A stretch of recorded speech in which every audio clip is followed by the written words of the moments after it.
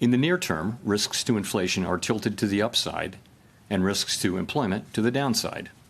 A challenging situation. There is no risk-free path for policy as we navigate this tension between our employment and inflation goals. Our framework calls for us to take a balanced approach in promoting both sides of our dual mandate.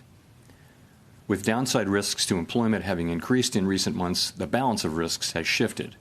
Accordingly, we judged it appropriate at this meeting to take another step toward a more neutral policy stance. With today's decision, we remain well positioned to respond in a timely way to potential economic developments. We will continue to determine the appropriate stance of monetary policy based on the incoming data, the evolving outlook, and the balance of risks. We continue to face two-sided risks. In the committee's discussions at this meeting, there were strongly differing views about how to proceed in December. A further reduction in the policy rate at the December meeting is not a foregone conclusion. Far from it.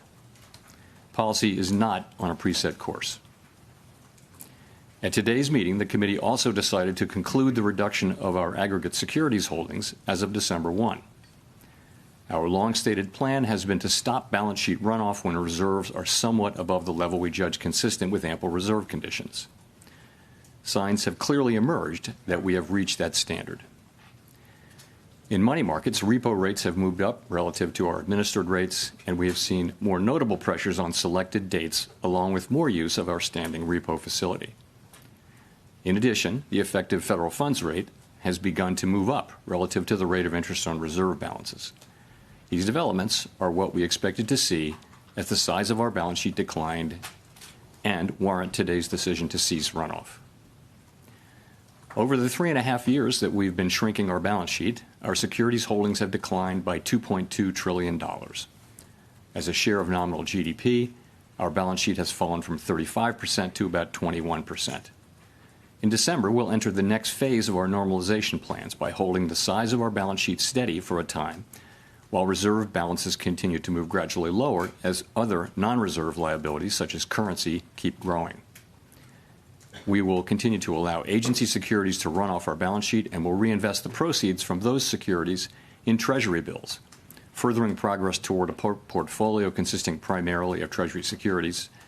This reinvestment strategy will also help move the weighted average maturity of our portfolio closer to that of the outstanding stock of Treasury securities, thus furthering the normalization of the composition of our balance sheet.